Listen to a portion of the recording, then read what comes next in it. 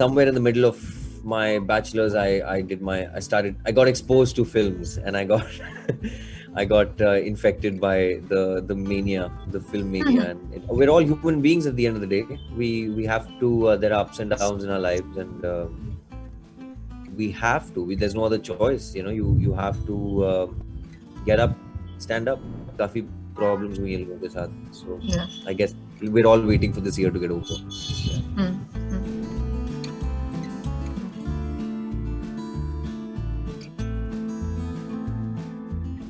We have been seeing you play so many characters, but Guddu Pandit somehow has stood out and captured popular imagination.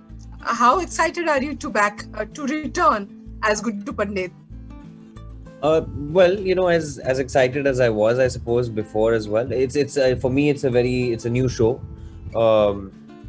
Of course, it's season 2 and everything, but my approach to everything that's new, is very different. And this time the stakes were different. Stakes were higher. The emotions are riding. If for the people who followed the story, they are really going to. They're in for some interesting surprises. And yes, it has stuck. It has stuck. This character has gotten stuck with me.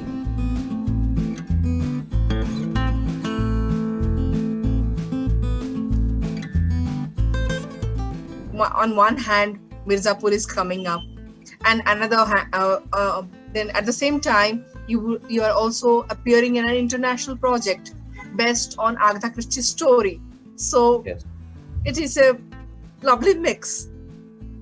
Yes, it's quite a unique mix, and I'm pretty excited actually. It's somehow it was earlier clashing, pretty much on the same date. But Death on the Nile has now been fortunately actually pushed, because that's a film that's been shot. It's a film, and it's been shot on film, which is very rare these days. So we were all looking forward to watching that in the theaters, and you don't want that to. I mean, secretly you don't want that to come on to TV screens. So at the same time, I'm very happy that Mirzapur is coming. I think two are very different flavors. One is totally English as it gets. Yes. So I'm excited. I think it's a good, how do I say, birthday gift, I suppose. My birthday is in October, so I'm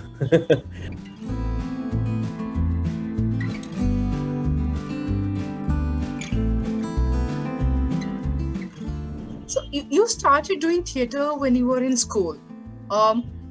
Was this the aspiration, the dream of becoming a film actor, acting in films, there from the beginning? No, not at all. I never thought of that. I mean, we all dreamt of it, probably because as kids luckily I was exposed to very, very good cinema, great literature by my mother. So yes, but film actor was a very far-fetched thing. I started doing stage because of an injury I had in school. I was a sports guy. I was playing basketball and hockey and cricket and everything. A lot of athletics and stuff as well. So then, of course, stage had a very similar discipline that sport has. I can't really explain more than that, but I found that discipline there, and of course one thing led to another, and somehow my college was in Bombay. I was studying economics. I did my master's, my bachelor's, and after that was further studies. But yeah, somewhere in the middle of my bachelor's, I got exposed to films, and I got I got infected by the mania, the film mania, and it's been a very positive change in my life.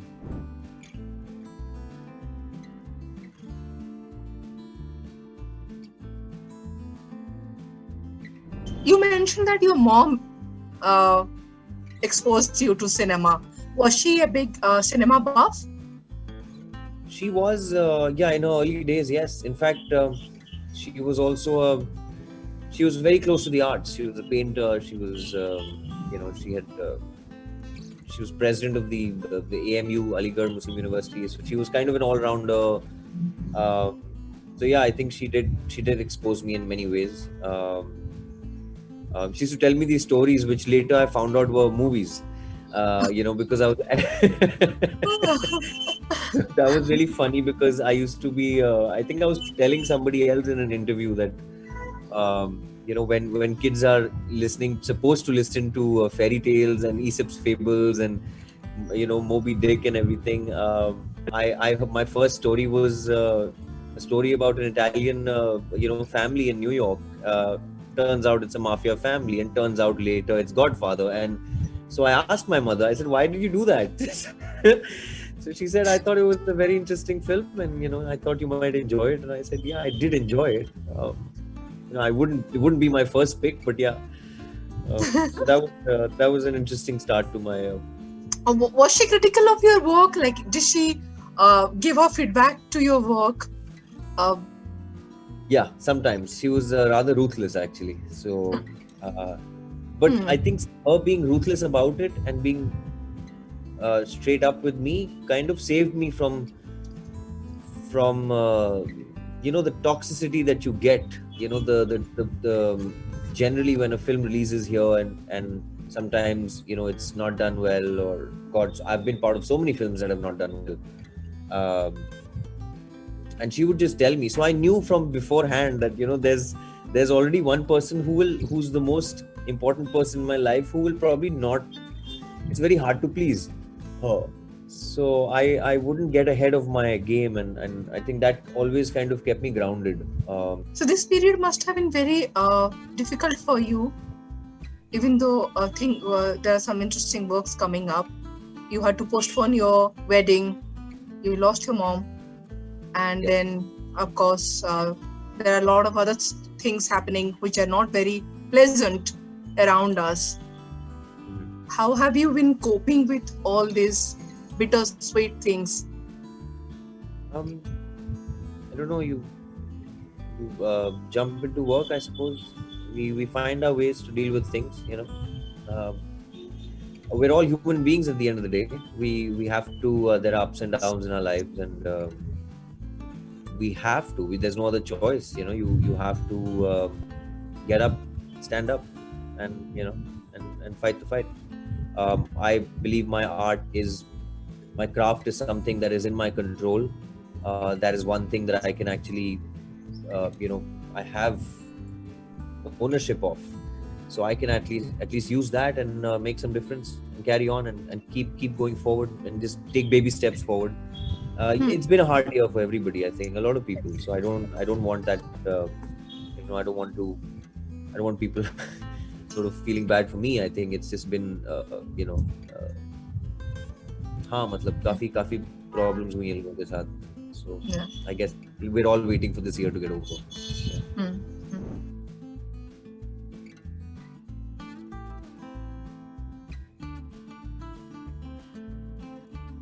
The story of J. Lobo stayed with many people, even though it was only a part of the main narrative.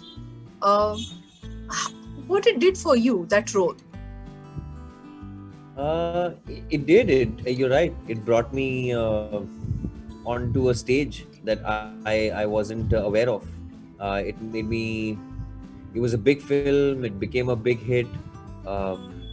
At the time, I was also very naive. I had no idea how things work. So I was still in college. I was funding my own college. So Three Idiots was, yes, it was one step towards a long journey that I wasn't very aware of, and I wasn't very sure of, because I also come from a working middle class family, where parents aren't. They're always looking out for the security of your jobs and everything, and actors and we always have a very unpredictable sort of a journey, right? One day you're a hit, the other day you can be a flop, and done and dusted with. So those things I think I was weighing in, but it gave me a lot of perspective. It gave me a lot of confidence. I think for the first time I found something interesting that I enjoyed. the story of Jai Lobo also, in a way, um, exposed to us the disappointments and the setbacks a young guy goes through, and which Oh, and probably also depression. And we are again at the center of uh, such a debate when where a suicide, an incident of suicide is not probably given the kind of attention it should be given. Do you think we are missing some final points here? of course. I think at the time, I remember I was really affected as an actor. I was affected because I heard later, that about certain college students, engineering students, committing suicides, uh, and some journalists start calling me saying, you've played this part in Three Idiots, and what do you feel about it? And I just, I felt really, I didn't know how to feel. It's the first time I felt, oh my God, we have managed to show something that is happening with the youth in our society, and that was, my God, almost a decade, more than a decade ago, literally a decade ago. Yeah. And you're right. I think somewhere we just need to find a balm to be able to put on all the wounds of our society, because I think somewhere not just actors, not just the entire youth, like you said, right? It's going through a churning period right now, and that churning, we're not robots, we're not machines, we're human.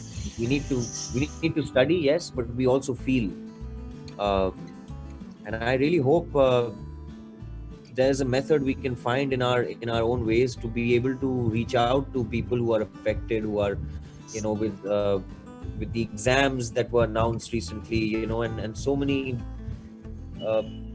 boys and kids and students have just gone into a lot of depression because of that. So Yeah. I don't know.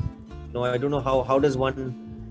I think we're all, desperately trying to find ways to look for a solution for the next generation, for our generation, the coming generation.